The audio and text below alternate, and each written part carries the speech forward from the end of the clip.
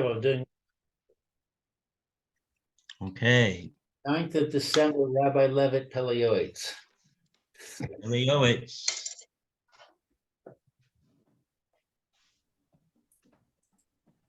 Okay. Okay. Good morning, Roy. Good morning, Rabbi Levitt. Was machst du? Baruch Hashem. Baruch Hashem. Good. Okay. Is Alan? I didn't get a call from Alan. Oh, he won't be in. Won't be in. Okay. That's why I didn't call. Okay. I Good. think that's yeah, that's right. Okay. I think he sent it. I think he sent a letter to you. I'm not too sure. Looks like he sent something to you. Oh, the emails. Okay. Hmm. Don't always look in there. Okay. All right. So we are, I believe we're in Peria Verivia. Veriba. And we are on, let's see, we did, I think the first long paragraph here. Right. Oh, I wanted to do this Gemara with the Chizkiah Melech. Oh. Oh, right. Brachos. That's right. Brachos 10b. 10b. In where? Where? 10b. Barachas 10b. Right. You see?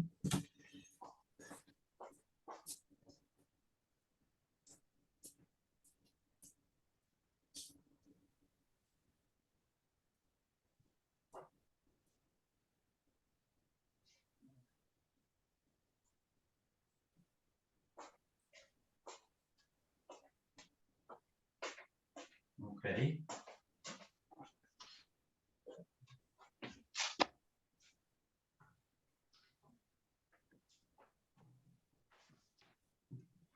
Okay. Mm-hmm.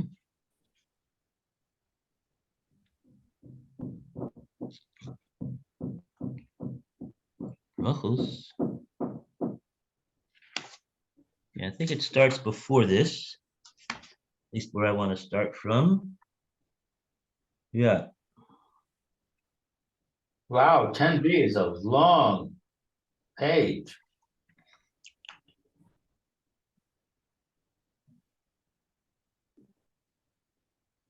Okay, so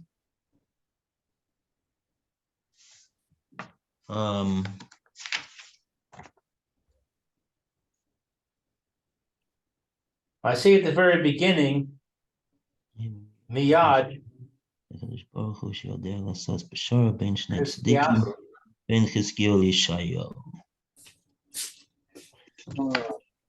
Okay, so It's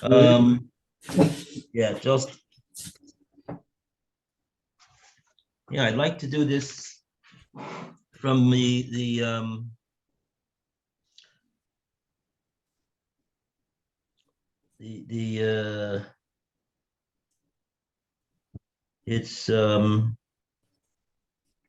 really the from the two dots, which is about looks like between like 12 lines up from the bottom of 10a. 1, 2, 3, 4, 5, 6, 7, 8, 9, 10, 11, 12. Yeah. Amarav Hamnuna. In the middle of that line, there's two dots. The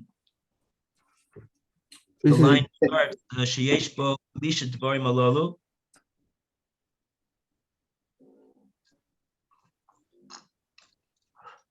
Okay. This is in 10. You said it's 10a. 10a, yeah. 10a, Rob. What? 12 lines from the bottom. Yeah. And it's right after the two dots, Amarav Hamnuna. I see it. It's. Do you have an art scroll, Roy? Yeah. 10a, A5, left-hand column, the bottom paragraph. The Gemara will now recount an incident concerning Yizkiyahu. 10A5. 10A5. I haven't got 10A5. You haven't got it? Oh, I've got the chorus. Oi.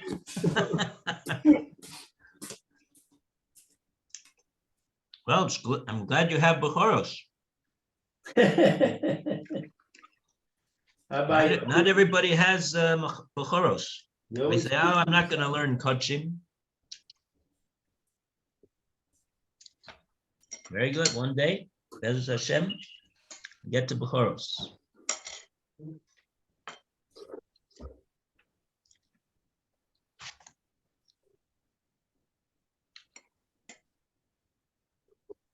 Okay, so this is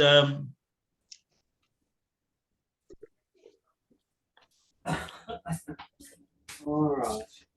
Now Brachos. we're right. Roughness. 10A5. Yeah.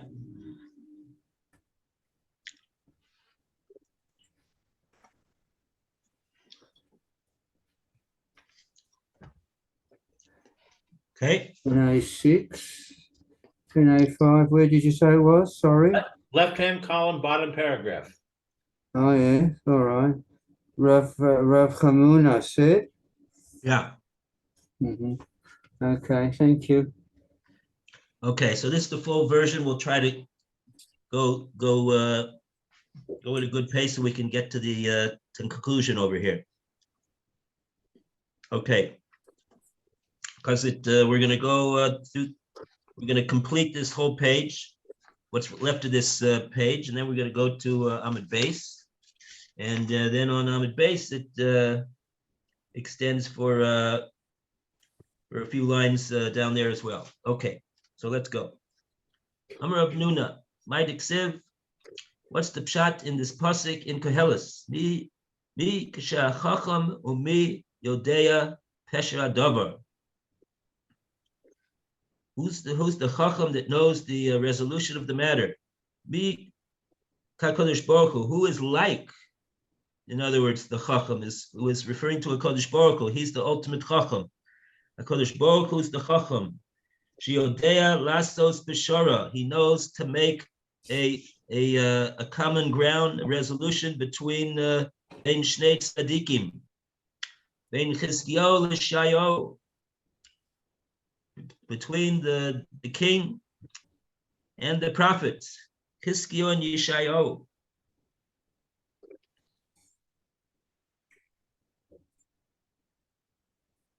And so what happened? Chizkiyahu Amar, let's say Yeshaya goodbye. Let Yeshaya come to me. The Hakiyesh Kachan be'Elio. This is what we find by Elio. The Ozel Lagabe Achav. Elio went to Achav, the king. The prophet comes to the king. So that's what we found. It's a pasuk. Shenema b'Elech Elio leheroos el Achav. So that's what the king figured.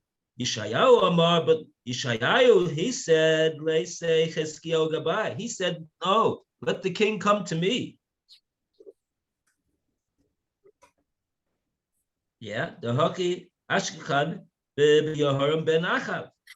We find by the son of Achav, who was also a king, Ozil Legabe Elisha. He went to Elisha. So each one's got his source in the Tanakh to refuse to go to the other. So that was the situation. Ma'asa HaKadosh Baruch Hu. What did Hashem do in order to get them together? Hevi Yisurim al Chizkiyahu. He brought afflictions, tremendous afflictions on Chizkiyahu. Amaloi Yeshayahu. Lech ubaker es hachoyle.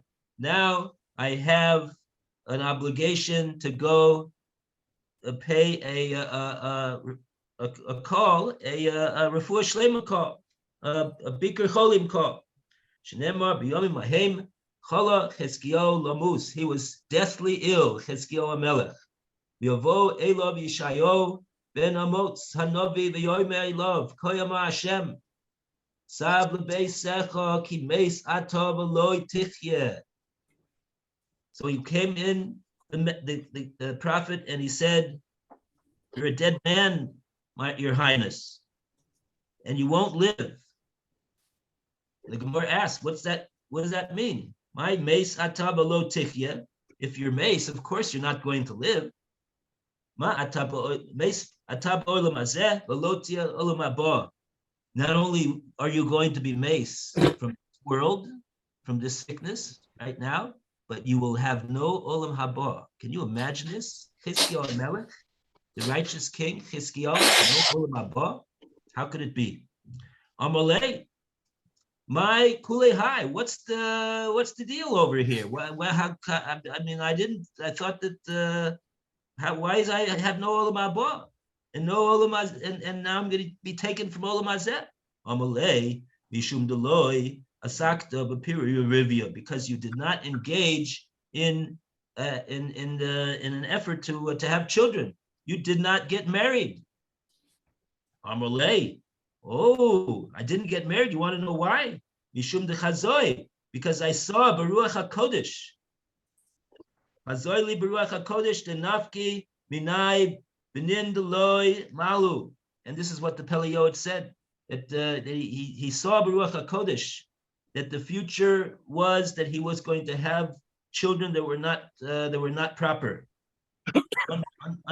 not proper upstanding Jews. Amalei bahade kivshe derachmona lamala. Chizkiyahu, this is what the prophet says to Chizkiyahu. Who cares about your Ruach HaKodesh and all of your cheshbonos about what it is that you think that you're supposed to do? Leave all of that to Hashem. Let Hashem take care of the secrets of the world, and you do what you're supposed to do. What you're commanded to do, you've got to do. In other words, you have to get married and you have to engage in the mitzvah of Peravu. And what Hashem sees fit to do for his part, he will do. That's none of your business. Amalei. So Chizkiyahu, the Melech, says, Hashta, Havli Bartach. So prophet, give me your daughter's hand, and we'll close the deal. Perhaps my merit and your merit will be such that the nafkaminoi benin demalu. Perhaps in that merit, good children will come from this marriage. Amalei kvar nigzera alecha gezerah. Well, how can I give my daughter to you? There's already a gezerah of misa on you. I don't want to have my daughter marry somebody who's a dead man. Amalei, Chizkiyahu said, Amalei, Ben Amotz, Kalen Nevuascha, but say, enough with your prophecy that you told me, and get out of here. Kak b'kublani, mi-beis abi abba. So I have accepted as a tradition, a Masorah, a Kabbalah from my base Avi Abba, meaning from David HaMelech. And there's a number of generations between David HaMelech. It's not his grandfather, but Avi Abba is already enough of a distance. It's a good number of generations. But the Kabbalah stood. And what was the Kabbalah from David HaMelech? Afilu cherev chada munachas al tzavaro shel adam. Even if a sharp sword is on the neck of a person, al yimne atzmo min harachamim. He should never give up. He should not withhold himself from seeking Hashem's mercy and davening. It's never too late, and there's no such thing as giving up. Itmar nami. Rabbi Yochanan, okay, so Rabbi Yochanan also said, Afilu chereb chada, fine. He also said the same thing based upon a pasuk in Eov. Good. So what happened at the end of the day? L'sof Yehele Barte. In the end of the day, what did he do? He gave him. No, and he gave him his daughter. So there's a shidduch between the king and the prophet. And what happens from this matrimony? Nafik Minei Menashe Rab Shake. Two tremendous Rishoyim, Menashe and Rab Shake. The Mishnah in Sanhedrin says about Menashe, according to one opinion in the Mishnah over there, Ein lo chelik l'olam haba, and according to the other opinion, since he did tshuva, he was zocheh to olam haba. Okay, so that is the story. That's the story. That's the story. There's more to the story. We'll leave it at that. We'll leave it at that. Yeah. Yeah. So okay. So that's the Kabbalah that we have, that the Gemara records in the name of Chizkiyahu Melech. It goes back to Beis Abba, David HaMelech. That one never despairs from Rachamim. No matter what anyone says, there's no such thing as a hopeless situation. There's no such thing. There's always hope, because there's always tefillah to HaKadosh Baruch Hu. HaKadosh Baruch Hu is capable of doing anything and bringing a Yeshua. No matter what anyone says, the odds are there's no such thing. Okay, and that's what Chizkiyahu did, and the Mishnah, and not the Mishnah, but the pasuk. The pasuk actually records that the prophet was still in the royal compound when he got another nevuah from HaKadosh Baruch Hu and said, go back and tell the Melech that his prayers were answered, and he's going to have another good number of years to live in the schus of his emun and bitachon in me, to daven to me, and his tefillah was answered.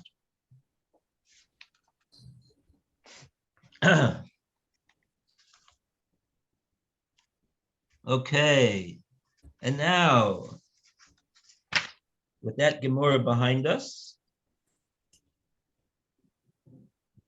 we can go further. We can go further. We're up to page 214 now. A round of applause for 213. And we go to even if the wife. We call upon Lou to start the reading today. Even if the wife of a person who has already fulfilled the mitzvah of procreation dies, he should not remain without a wife. On the contrary, he should marry a woman of childbearing age. Our sages clearly declared, even if a man married a woman when he was young, he should marry a woman when he was old. Even if he bore children when he was young, he should bear children when he is old. As it says, in the morning plant your seed, and in the evening do not rest your hand, for you do not know which one will be successful, or if both of them will be good. And for this reason, it is appropriate for a man to make every effort on behalf of his wife, to spend large sums of money, and to pursue medical treatment, even if he already has children. Perhaps his sun will shine by the next child or grandchild that will emerge from him. One soul is considered like an entire world. Behold, Abraham was one person, yet all the Jewish people descended from him. And among them, there are many righteous and pious people. This is not like those who err in the perception and in their perception and are concerned about the difficulties of child rearing and the tremendous family expenses. They are pained when their wives give birth to many children and are satisfied with 2 or 3 kids. They do not want any more. If only they would be wise and understand that it is proper to exert tremendous effort on behalf of one's children, and it is all like nothing compared to the incredible benefit which comes from one's progeny. If only that in the end of the generations there will emerge from his loins a good man who fears God, then it is sufficient. Also, God created all of the worlds for the sake of one righteous individual. As it is written, fear God and keep his mitzvos, for this is the sum of man. If a man is concerned about the expenditures, then he is from those who are deficient in trust. Behold, God provides for and nurtures all living things, from the horns of rams to the eggs of lice. He gives bread to all flesh, food according to the number of one's children. Oh. So in other words, yeah. With each birth, Hashem gives more, is going to take care of each creation that is brought into the world, and not even just Jews, even people, and not even just people, even karnei reimim, beitze kinim, all sorts of creations. Hashem is the provider of all life, and so if a person is merits to bring forth life, he has no more worry on that life that he brought in, that Hashem will provide for him than any other of the lives that he brought previous to that. The life is life, and Hashem provides for all life. That's what's coming out over here from the Pele Yoetz, and so that cannot be a cheshbon. That cannot be a cheshbon that a person has to withhold from bringing life into the world based upon financial considerations. Okay. The next paragraph, we go to Roy. How much more so does this apply if one has sons and not daughters, or daughters and not sons? He has not yet fulfilled the mitzvah of procreation. A person must utilize every means possible to complete this mitzvah. Go and learn from our matriarch Leah, who, in spite of the fact that she had 4 sons and had ceased to conceive, acted courageously and brought her maidservant into her house to be her adversary, in order to merit the possibility of conceiving again. Look upon Sarah and Rachel, who brought their maidservants into their homes. All barren women should be chastised by them and emulate their actions. They should encourage their husbands to marry another woman. Even though love is as fierce as death, and a wife's jealousy of her adversarial wife is as painful as the grave, according to one's pain will be one's gain. She can look forward to God remembering her, as he remembered Sarah, Rachel, and Leah. Even if she will not conceive, this is a wondrous matter of the being of perfect knowledge. At least it will be said about her in Yeshayahu 54:1, let the barren woman rejoice, for many will be her sons in a world that is totally good. How good is her portion, how pleasant is her lot.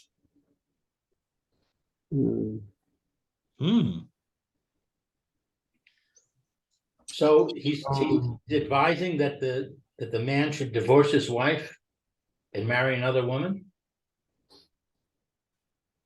In those days, no. Just marry another woman. Yeah, yeah. He's not. He didn't. He didn't mention that. His whole point is that so the wife, which doesn't have children, should eventually have children. So how is she going to have children if she gets divorced? That's not what he means. But how can he marry another woman unless he divorces?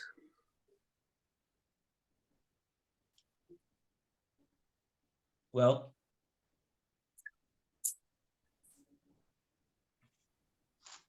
there's no Torah prohibition against it. I thought we have a gezerah that you can't have more than one wife.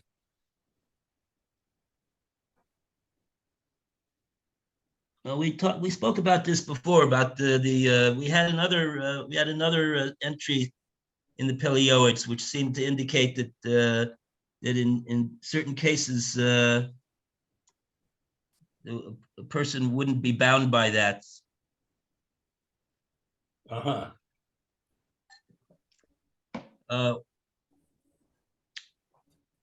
Um,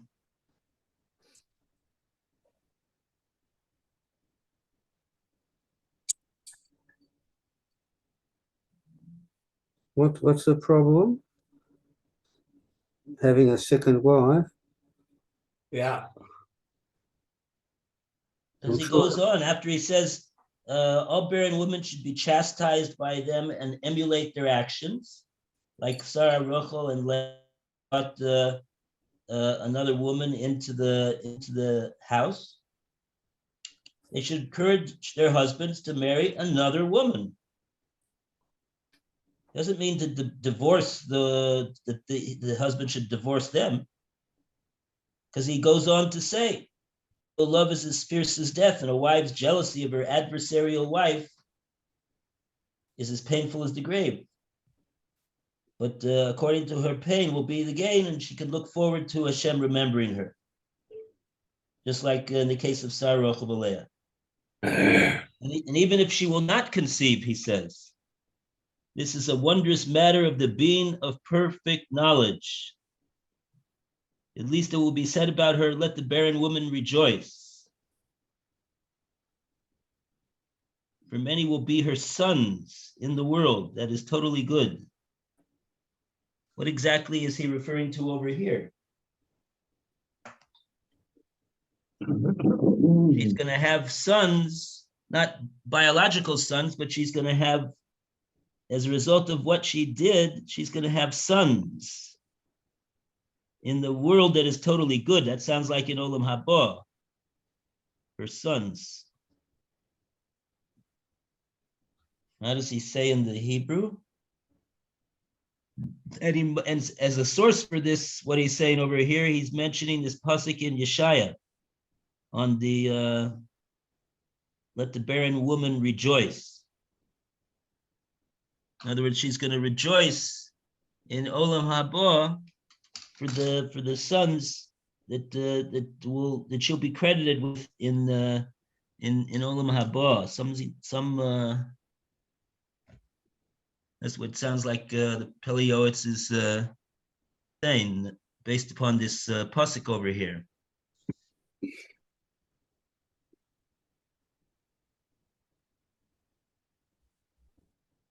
Okay.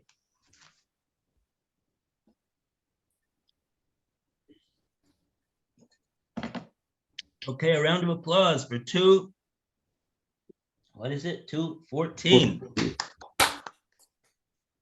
And now we go to the top of 215. And we go to, it's Lou's turn? Yes. It is known that a man is commanded to perform the mitzvah of procreation and not a woman. Therefore, this mitzvah is incumbent upon him to strive with all his efforts to conceive. The man was married for 10 years and underwent medical treatment, but did not merit to conceive, then he must quickly seek refuge and attempt to appease his wife that she should give him permission to marry another woman, or to ask a Torah scholar to placate her with words that penetrate her heart. His first wife will always be the matriarch of the family, because she is worthy of all the honor in the world for allowing an adversarial wife into her home. The husband must make a condition with the second wife that she not anger his first wife, but honor her. The truth is that it is difficult to have them together. The relationship of two wives is based on jealousy. Therefore, the best thing to do is that they should be in two houses or in two cities. A man should marry a poor woman without any monetary expectations. He should even marry a handicapped or blind woman. The main thing is that he should have children. If his wife does not agree, he should sell everything that he possesses and give her the money. He should divorce her legally and marry a different woman. Perhaps he will merit to conceive. Many people have done this and succeeded. Even though the love of one's wife, of one's youth, is passionate, everything is nothing compared to the love of the Creator and the love of oneself. Great is the evil of a person who has no children, and as is explained in Be'er Lechai Roy, the Talmud Midrashim, the Holy Zohar, and the Sefer Hasidim, the hair on one's head will stand up straight. It is incumbent upon us to beseech our Father in heaven that he should never confront us, our descendants, or any one of his nation with such a difficult challenge, and that he should bestow upon all childless families healthy children for the sake of the service of God.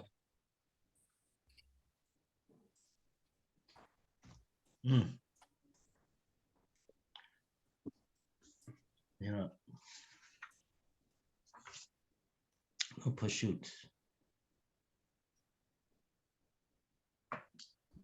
So Baruch Hashem, person should have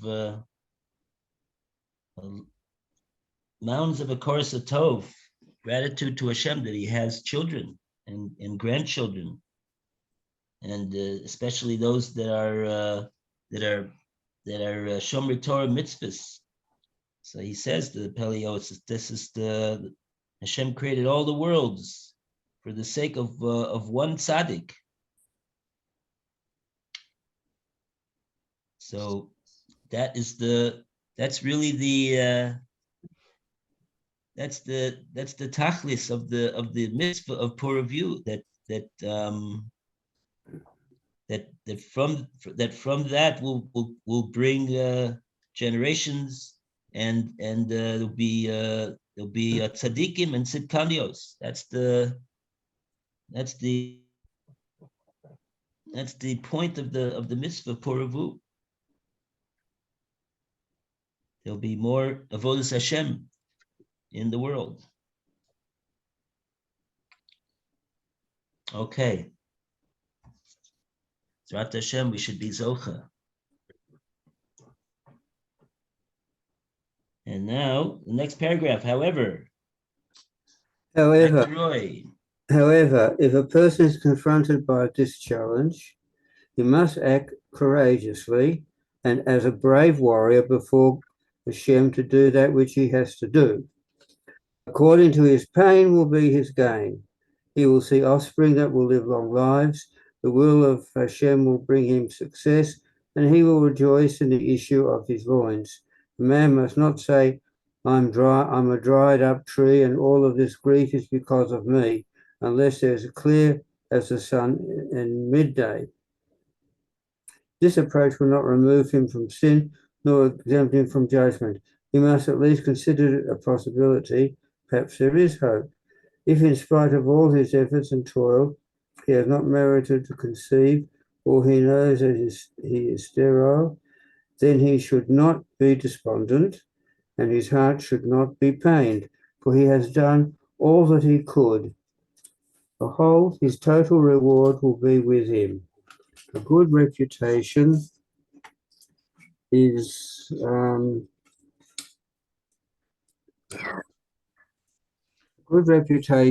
better than sons and daughters. This is a wondrous matter of the being of perfect knowledge, and human actions are accounted for by him. God will do that which is good in his eyes. Of what value are sons and daughters more than doing the will of our Father in heaven? A person must set aside the natural longing for children and the desire for an inheritor. This is all vanity and the vexation of the spirit. Since he intended to do a mitzvah, but was prevented from doing it by extenuating circumstances, the Torah considers it as if he did it. That's in Berachos 6a. And he receives a good reward for his efforts. Why should he be despondent? Rather, he should rejoice and grieve no more. Nevertheless, that which is written, but that which is within his power to do, he should do. He should raise an orphan or poor child in his home based on Torah and divine service. The Torah considered it as if he gave birth to them, in Sanhedrin 19b. Oh, wow. Hmm. Alternatively, he could support a Torah scholar and provide all of his basic necessities. He will be considered like his son, as is written in Tehillim 77:16. The sons of Yaakov and Yosef Selah. This person should make building dedications by which his name will be remembered. If he is a Torah scholar, he should write a book. One who does these things acquires a good name. Having his name remembered for good things is better than sons and daughters.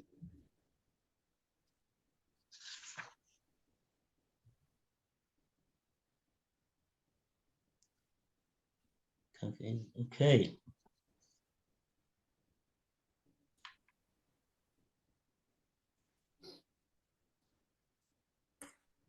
Very good. Okay.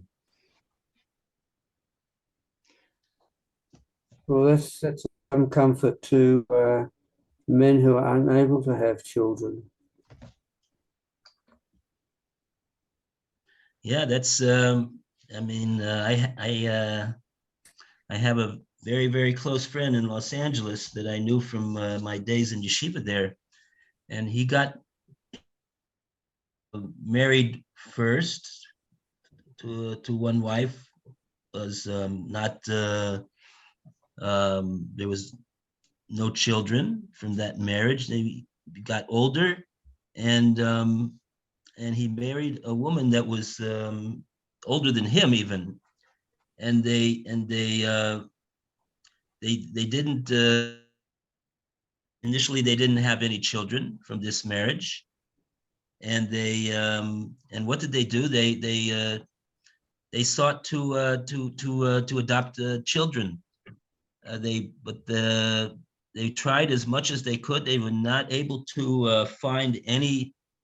They weren't successful in being able to get a child who was from a Jewish home, who was a Jew. And so what did they do? They ended up getting two boys from India, and they brought them, and they were young. He sent them to Cheder in Los Angeles. They went to high school. They got married. They got married to very nice daughters. Somebody's daughter, a Jew, and now they have two beautiful homes of Shomrei Torah and mitzvahs, and it's just when I hear what the Pele Yoetz says about here about the tremendous merits there is for going ahead and this is exactly what they did. And it's yeah, amazing, amazing, amazing. Okay. So is that? Oh, we have this little paragraph at the end. Hmm. You want to read the last paragraph, Lou? You could continue to the next entry. Okay.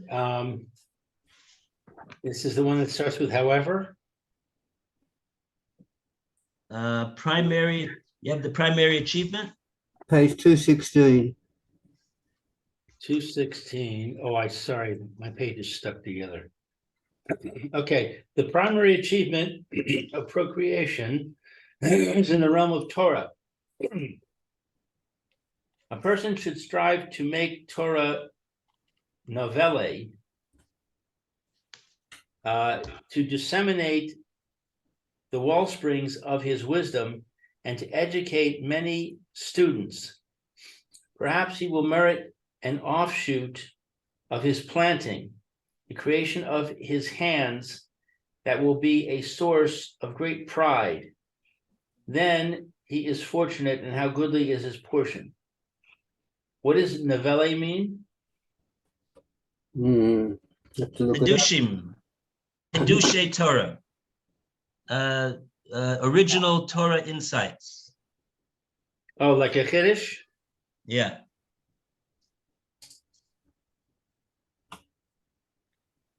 Okay. All right, I should go on to Purim. Yeah. Then let's. Yeah, we could go on. Okay. Unless anybody has any questions about what we learned, we'll go on. All right. Hooray for Peru Ruhu. Hooray for Purim! Woo! Wow! Okay. Hashem. Purim is a festive day which is remembered and performed. It is a day of feasting and joy, the joy of a mitzvah. Behold, God showed us special endearment. At the very time we were participating in the feast of Achashverosh, angering the Almighty and needing to be punished for deriving pleasure from the feast of that evil man, God had pity upon us and sent the remedy before the affliction. Vashti was killed, and the redemption sprouted from a feast of wine. Because of this, the sages established these days as days of feasting and joy. We merited 4 mitzvos: the reading of the Megillah, feasting and joy, sending food portions to one another, and gifts to the poor. These are precious mitzvos that occur from time to time, whose secret is sublime and uplifting, and it is proper to be very meticulous in their performance. One should be careful to read the Megillah in a pleasant and lucid manner, letter by letter and word by word. Even a person who does not know how to read well should make an extra effort and pay someone with silver that he should recite it slowly with him. This is because it is almost a certainty that those people who just rely upon their listening to the Megillah being read do not satisfy their obligation, since it is almost impossible that they will not miss hearing one word. For this reason, if the reader has already satisfied his personal obligation and he is reading solely for the purpose of reading for others, men or women, it is not proper for him to recite the blessings with God's name and kingship, lest they miss one word and his blessing is in vain. It is well known that women are obligated in the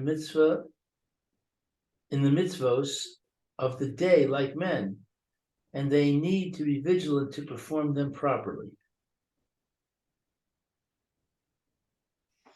Wow. This is a interesting thing what he's saying over here, that the Pele Yoetz holds that a person should read the Megillah for himself and not rely on the the Baal Koreh to be motzi him. And even if he's not able to do so, because he can't read it all, he should pay someone handsomely to help him say every word, and that he should be able to go at his own pace. Wow, that's I never heard anybody doing that, and even somebody who wants to read along with the Baal Koreh, but the problem with that is he's not reading from a kosher Megillah unless he has a kosher Megillah, and the mitzvah is to read from a kosher Megillah. If you read from a printed book, it's not on a cloth, it's not a sefer, it's not a Megillah. It's doubtful that the mitzvah has been observed, so we rely on the Baal Koreh. But he is pointed out that if you missed even one word, there's a big problem about fulfilling the mitzvah. So this can cause one to be quite agitated on Purim. I don't know what the solution to it is. So maybe on the opinions that say that he's Yoetz even though he missed one word, but I don't think the Mishnah Berurah paskins like that. But in any case, we're out of time. So everybody have a wonderful Shabbos. Parshas Vayishlach. Thank you, and you too. Shabbat shalom, Rabbi. Have a nice Shabbos, restful Shabbos, and don't worry about us. We'll be fine. Okay, take care. All Have a right. wonderful Shabbos, Roy. Thank you. Shabbat shalom, Rabbi. Be well. Be And well. also to Lou as well. A wonderful Shabbos. Thank you. You too.